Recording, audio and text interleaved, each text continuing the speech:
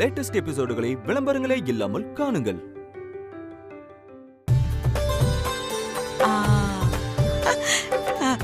சம்பந்தியம்மா, இதுதாங்க ஆர்த்திக்காக வாங்கியிருக்கிற தீபாவளி சேலை.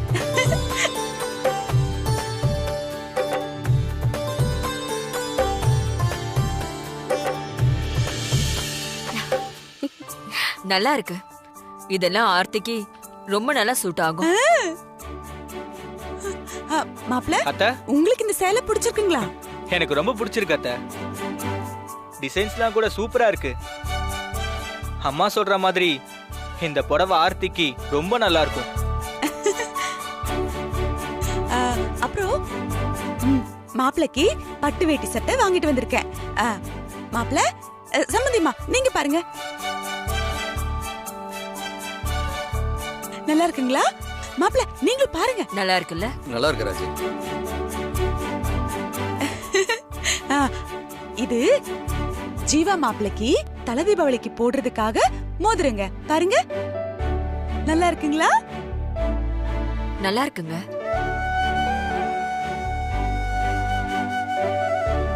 இந்தா. அப்புறம் இது ஜீவா மாப்பிளைக்காக செயின் எல்லாம் வாங்கிருக்கோமுங்க.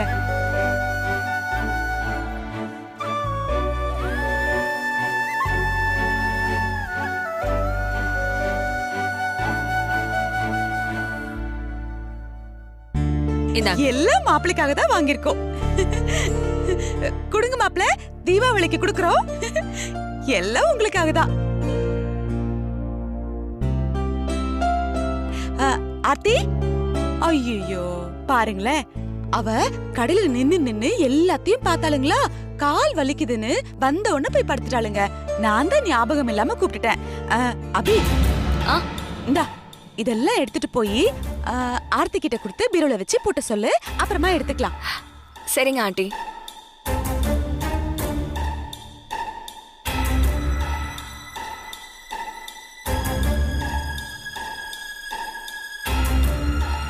அமுதா, எதுக்கு வாங்கின எல்லாத்தையும் ஆர்த்தி கிட்ட கொடுக்க சொல்ற?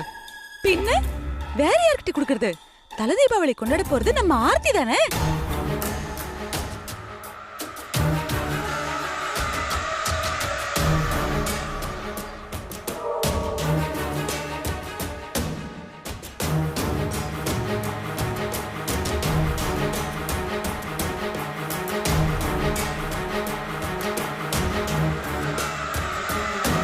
ஏன் சம்பந்தி, ஆர்த்தி ஜீவா மட்டும்தான் இந்த வீட்ல தல தீபாவளி கொண்டாட போறாங்களா என்ன? ஆமாங்க சம்பந்தி, வேற யாருங்க?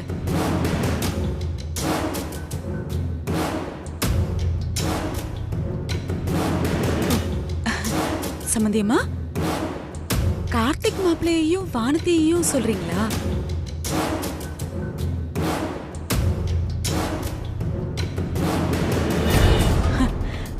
அவங்கள பத்தின நினைப்பு எனக்கு மட்டும் இருக்காதுங்களா? அவங்கதான் இனிமே சேர்ந்து வாழ போறது இல்லைன்னு முடிவெடுத்திருக்காங்களே.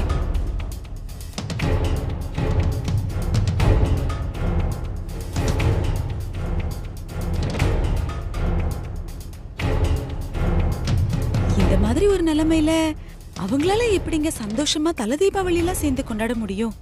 அது மட்டும் இல்லாம மாப்பிள்ள கிட்ட இத பத்தி பேசினாலே அவர் கோவப்படுறாருங்க. அமுதா, என்ன பேசிக்கிட்டு இருக்க நீ? தலை தீபாவளிக்கு நம்ம 2 பிள்ளைங்களையும் தானே கூட்டிட்டு போறதா என்கிட்ட சொன்ன. ஆமாங்க, 2 பிள்ளைங்கன்னா ஆர்த்தியையும் நம்ம ஜீவா மாப்பிள்ளையும் சேர்த்து தாங்க சொன்னேன். நீங்க என்னங்க, நீங்க ஜீவா மாப்பிள்ளைய நம்ம மாப்பிள்ளைய வாங்க பாக்குறோம், அவரு நம்ம பெறாத புள்ளைய தானங்க நினைச்சுக்கிட்டு இருக்கோம்.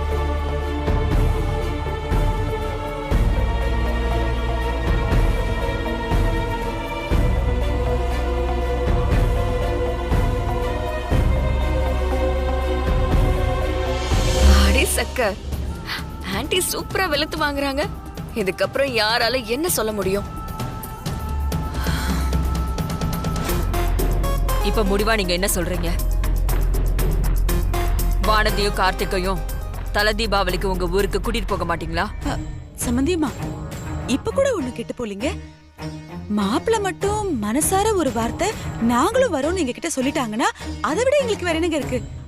அவருக்கும் ஜீவா மாப்பிளைக்கு வாங்கின மாதிரியே பட்டு வேட்டி பட்டு சட்டை நகை நட்டுன்னு எல்லாம் வாங்கி கொடுத்து பெருசா சீர் செஞ்சு வானத்தையும் மாப்பிளையும் எங்க ஊருக்கு கூட்டிட்டு போறோமுங்க.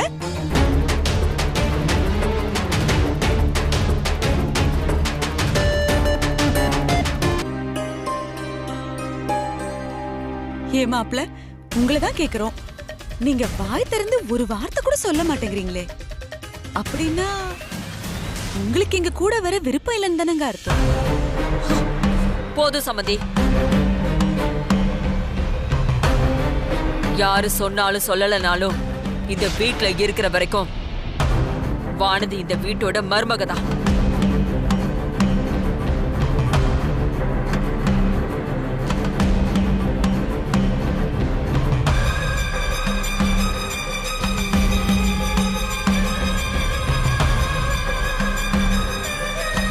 எங்க பக்கமும் சரி உங்க பக்கமும் சரி, தல தீபாவளிக்காக வானதிக்கு என்னென்ன செய்யணுமோ அதையெல்லாம் சரியா செய்யணும்.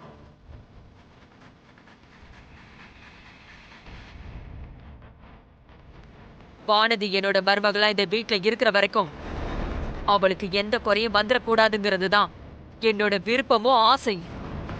அத முதல்ல புரிஞ்சுக்கோங்க.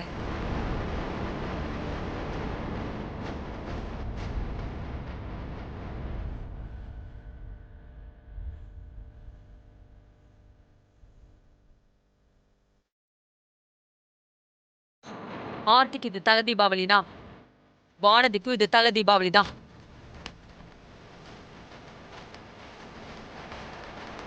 அதனால வானதியை நீங்க ஊருக்கு கூட்டிட்டு போறீங்க. கார்த்திக்கும் நிச்சயமா வரும்.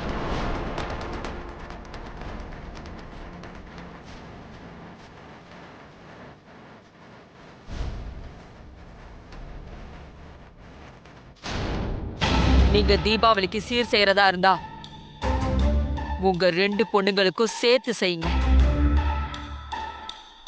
ஜீவாவையும் ஆர்த்தியும் ஊருக்கு கூட்டிட்டு போறதா இருந்தா வானதியும் கார்த்திகையும் சேர்த்து உங்களோட கூட்டிட்டு போங்க.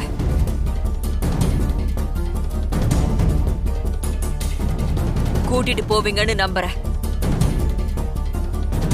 பாப்போம்.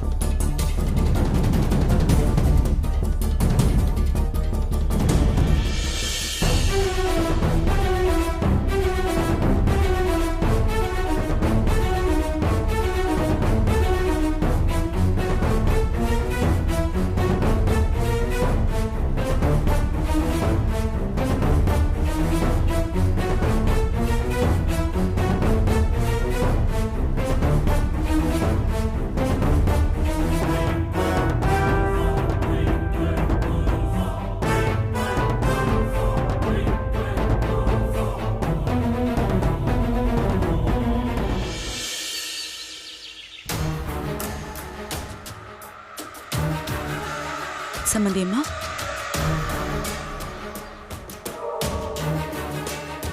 சம்மந்தியம்மா, நான் ஏதோ வேணும்னே கார்த்திக் மாப்பிளையும் வானத்தையும் வீட்டுக்கு கூட்டிட்டு போக கூடாதுன்னு அப்படியெல்லாம் பேசினதா நீங்க நினைச்சுக்க கூடாது.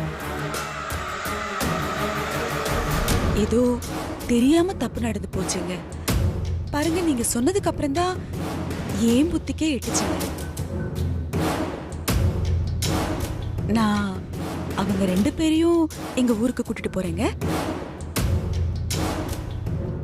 என்ன இருந்தாலும் நாம செய்ய வேண்டிய கடமையெல்லாம் சரியா செஞ்சாகணும்னு நீங்க சொன்னது சரிதானுங்க. நல்லது சம்மந்தி. ஆனா இந்த விஷயம் ஏன் உங்களுக்கு முன்னாடியே தோணாம போச்சுன்னு தான் எனக்கு தெரியல. பரவாயில்ல, விடுங்க சம்மந்தி. இது நீங்க தப்புதான்னு தெரியாம செய்யல. பல விஷயங்களை இது ஒரு விஷயம்னு நினைச்சுக்கிறேன். நீங்க என்ன நினைச்சு இதெல்லாம் பண்ணீங்கன்னு எனக்கு தெரியல. ஆனா நீங்க பண்றதெல்லாம் பார்க்கும்போது எனக்கு காமெடியா தான் இருக்கு.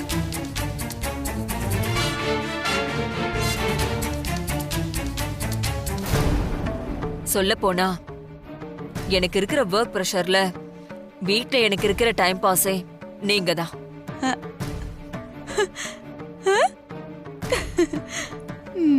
உங்களுக்கு என்ன செய்யணும்னு தோணுதோ அதை செய்யுங்க. ஆனா எல்லாருக்கும் நல்லதா இருக்கணும்.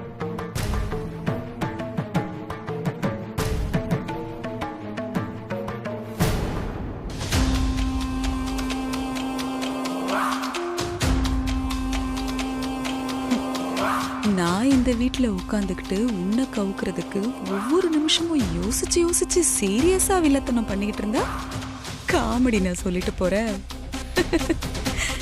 இத புரிஞ்சுக்காம இருக்க பாத்தியா? இதுதான் எனக்கு வேணும். அப்பதானே உன்னை நான் சுலபமா கவுக்க முடியும். பரவாயில்ல அமுதா, வில்லத்தனம் வெளியே தெரியாம இருக்கிறது தான் பெரிய வில்லத்தனம்.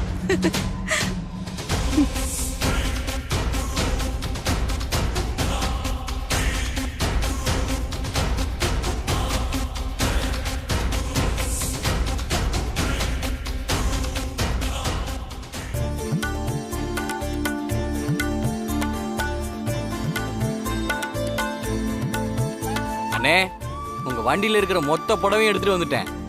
இதுல எதுவுமே வானதிக்காவுக்கு பிடிக்கலன்னு வைங்க, அப்புறம் நான் கடைக்கு போய் ஒட்டு மொத்த புடவையும் எடுத்துட்டு வந்துருவேன், பாத்துக்கங்க.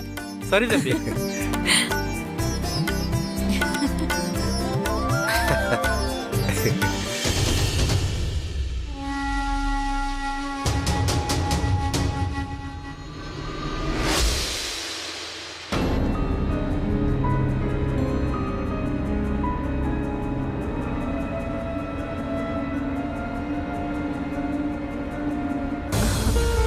வாங்க சம்பந்தி.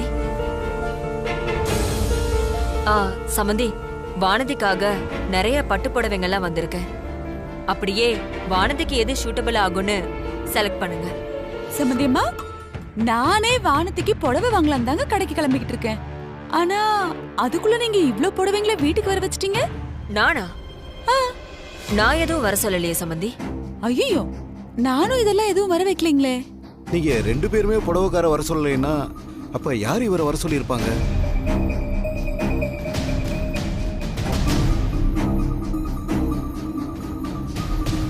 ஏங்க, உங்களை வீட்டுக்கு புடவை எடுத்துட்டு வர சொன்னது யாரு? அது எனக்கு தெரியாது சார். யாரோ காலையில் எங்கள் கடைக்கு வந்து புடவைக்கான அட்வான்ஸை செட்டில் பண்ணிட்டு இந்த வீட்டு அட்ரஸ்க்கு புடவை எடுத்துட்டு வர சொன்னாங்க. மற்றபடி யார் என்னன்னு எனக்கு தெரியாது சார்.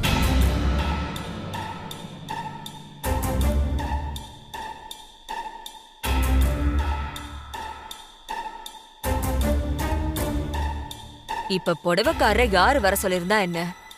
எப்படியும் வானதிக்காக தான் வர சொல்லிருப்பாங்க. யாருங்க வர சொல்லிருப்பா? கார்த்திக்க விட்டா வேற யாரா இருக்கும்?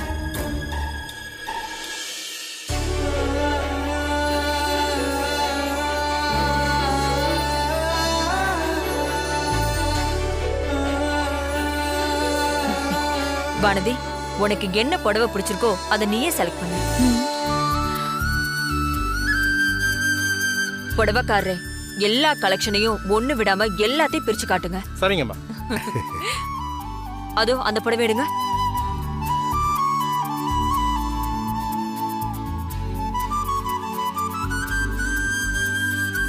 அந்த கலர் நல்லா இருக்கு ராஜி. அது கொடுங்க.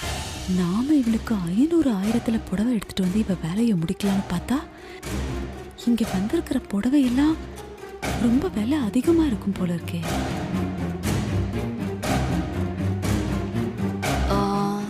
சமந்தி, சமந்தியம்மா, நீங்க உங்க சார்புல வானதிக்கு புடவை எடுக்கலாம்னு நினைச்சு கடைக்கு கிளம்பலாங்கிற நேரத்துல புடவைக்காரே வீட்டுக்கு வந்துட்டாரேன்னு உங்களுக்கு ஒண்ணு வருத்தம் இல்லையே? ஐயோ சம்பந்தியம்மா, என்னங்க நீங்க இப்படி கேக்குறீங்க? நான் கடைக்கு போய் வானத்துக்கு புடவை வாங்கியிருந்தா கூட ஏதோ எங்க சக்திக்கு ஏத்த மாதிரி ஒரு 10,000லயோ 5,000லயோ தாங்க வாங்கியிருப்பேன். இப்போ இங்க வந்திருக்கிற புடவையெல்லாம் பார்த்தா எப்படியும் ஒரு 20,000க்கு மேல இருக்கும் போல இருக்குங்களே. 20,000மா? மேடம், நான் எடுத்துட்டு வந்திருக்க புடவையிலேயே ரொம்ப குறைஞ்ச விலையில் இருக்கிற புடவையே 50,000 ரூபாய் தான்.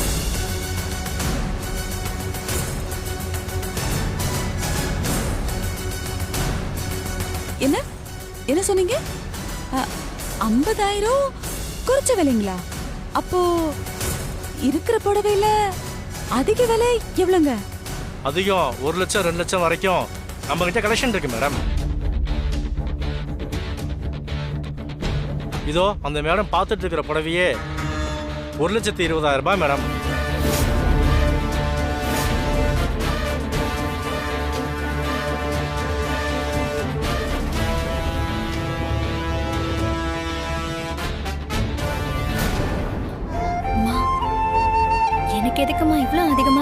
புடவைலாம் நம்ம குறைஞ்ச விலையிலேயே கடையிலே போய் எடுத்துக்கலாமேம்மா. வானதி, விலைய பத்திலாம் நீ எதுவும் யோசிக்காத.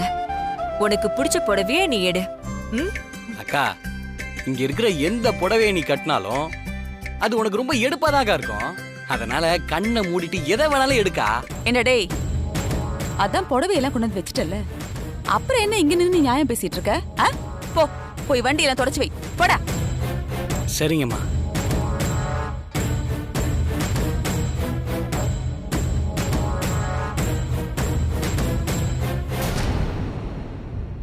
எதுக்கு சம்மந்தி? பாவம், அவனை போய் எதுக்கு திட்டுறீங்க? இல்லைங்க சம்பந்தி, வானத்துக்கு பிடிச்ச புடவைய அவ பார்த்து நிதானமா எடுத்துக்க போறா. அவ இங்க நின்னான்னா சும்மா குழப்பிக்கிட்டே இருப்பான், அதான் போக சொன்னங்க, வேற ஒண்ணு இல்லைங்க. வானத்திமா, நீ பாருடா.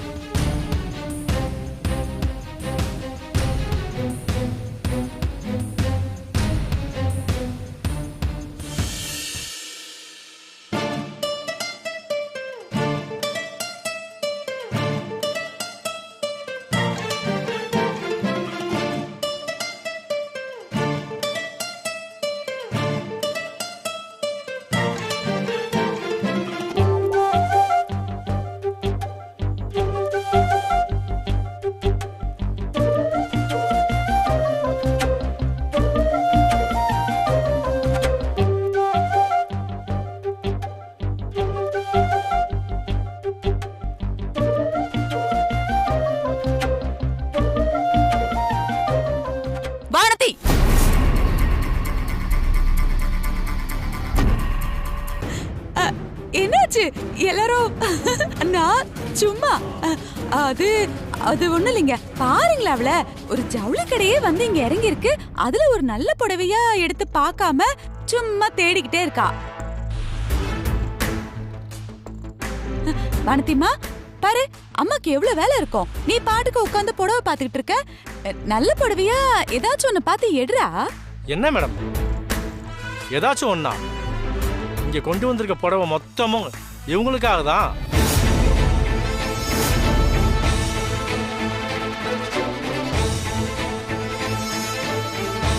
காலையில கடைக்கு வந்தவர் இந்த 20 புடவைக்கும் அட்வான்ஸ் அமௌண்ட்டை கட்டிட்டு மிச்சத்தை புடவை வாங்கினதும் செட்டில் பண்றதா சொல்லிட்டு வந்திருக்காரு மேடம். எங்ககிட்ட அப்படி சொல்லி தான் புடவையே கொடுத்து விட்டுருக்காங்க. நானும் கரெக்டாக தான் மேடம் கொண்டு வந்து கொடுத்துருக்கேன். அப்போ நான் கிளம்புறேன் மேடம். ஐயா வரட்டுங்களா? ஐயா ஐயா வரையா? வாங்க.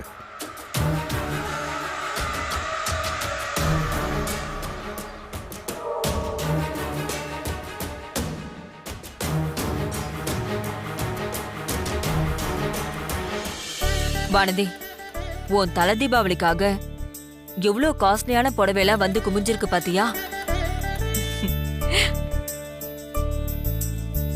சமந்தி, தலை தீபாவளிக்கு வாங்க வேண்டியதெல்லாம் வாங்கியாச்சு.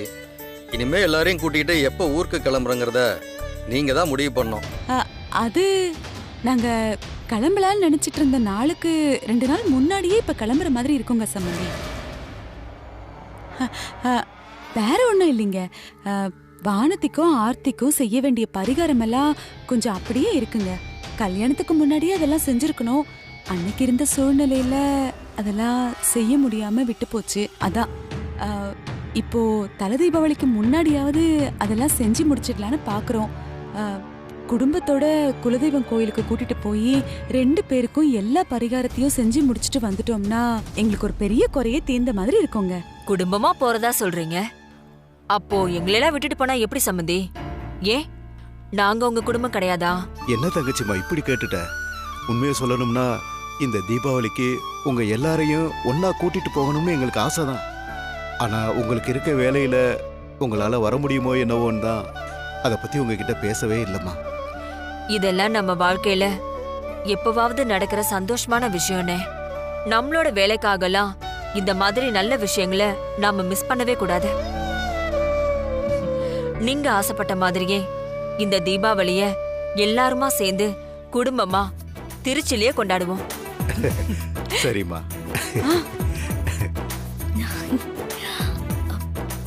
நீங்க என்ன சொல்றீங்க? போலாமா? தாராளமாம்மா. நீ முடிவு பண்ணதுக்கு அப்புறம் மறுபேச்சு என்ன இருக்கு? இந்த தீபாவளிய குடும்பத்தோட திருச்சியில தான் நம்ம செலிப்ரேட் பண்றோம். ரொம்ப சந்தோஷம் சம்பந்தி.